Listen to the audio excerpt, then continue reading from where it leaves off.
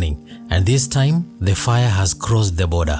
What was meant to be a peaceful election day has turned into a nightmare for President Samia Suluhu's government. From Arusha to Mwanza, Dar es Salaam to Dodoma, angry citizens have poured into the streets, accusing the state of choking democracy, silencing dissent, and rigging an election whose outcome many say was already decided long before voting began.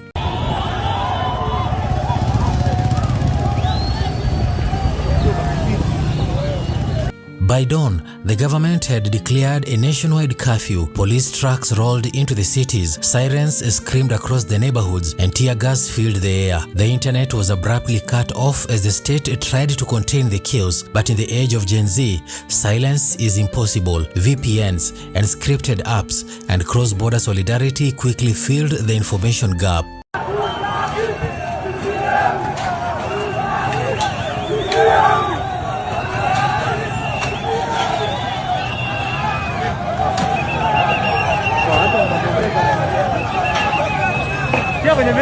Then came the shocker. A group of Kenyan Gen Z activists reportedly stormed through the Namanga and Sirisia borders, joining Tanzanian protesters in what is being seen as the first cross-border youth protest in East Africa. For the first time, young Kenyans, famed for their fearless online activism, physically joined their Tanzanian counterpart in defiance of the state. The symbolism was loud. It wasn't just about Tanzania's elections. It was a statement from a frustrated generation that has grown tired of corruption, political manipulation, and police brutality across the region. It was East Africa's youth saying, enough is enough.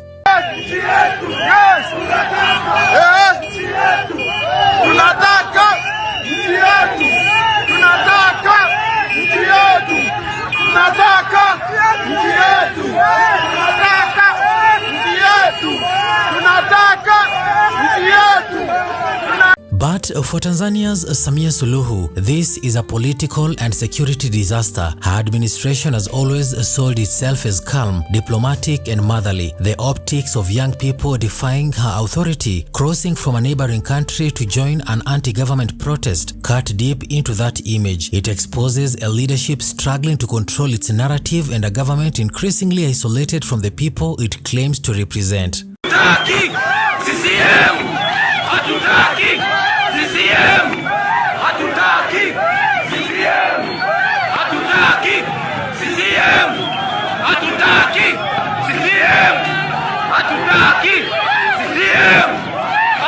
In an attempt to restore order, the government unleashed heavy police presence in key towns. Armored vehicles patrol the streets, helicopters hover above, and checkpoints have been mounted on highways. The curfew has paralyzed daily life, while reports of arrests and injuries continue to surface despite the internet blackout. But suppression has never killed an idea. If anything, Tanzania's youth seem more emboldened. Videos smuggled out before the internet shutdown showed crowds chanting, waving placards, and facing police head-on. The message was clear. They want change, not speeches.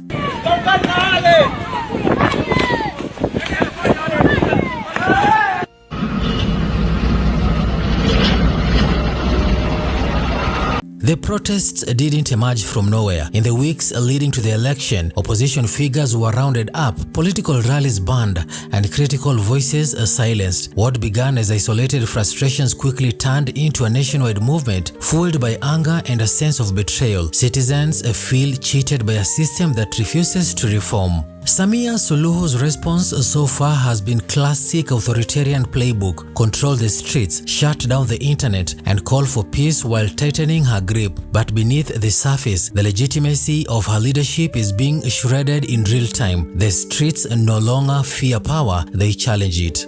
Across the border, Kenya's involvement, however brief, adds another layer to the crisis. It signals a new regional awakening among young people who no longer recognize colonial-era borders when it comes to social and political struggles. Kenyan Gen Z has already shown its strength this year, shaking the Ruto government with nationwide protests that forced budget reversals and policy shifts. Now, they have extended their defiance to Tanzania, proving that the youth movement is no longer confined within national boundaries.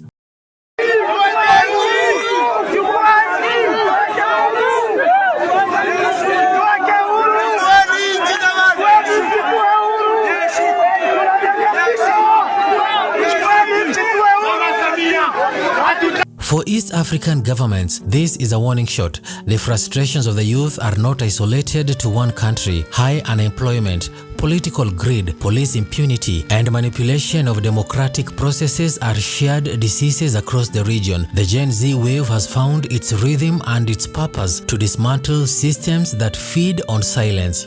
President Samia Suluhu faces a difficult path ahead. She can choose dialogue and reform, or she can double down on repression. History shows that those who choose the latter often find themselves cornered by the very people they tried to silence. The streets have a memory, and once the people taste defiance, there is no going back.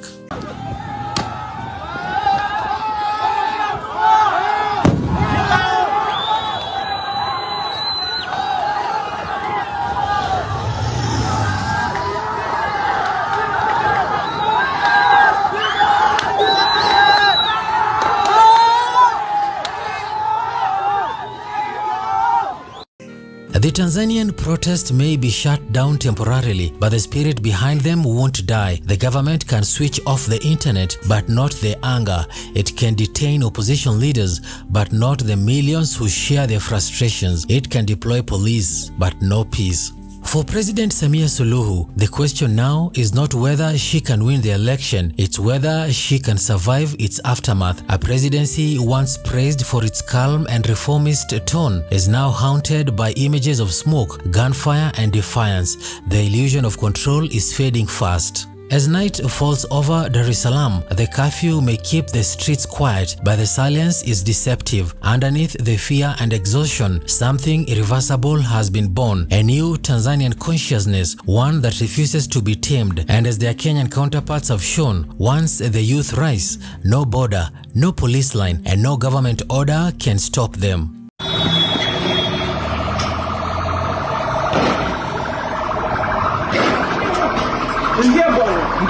President Samia Suluhu may have wished for peace, but what she's facing is far from it. The question now isn't whether Tanzania's youth will back down, it's whether the region is ready for the political earthquake they have just started.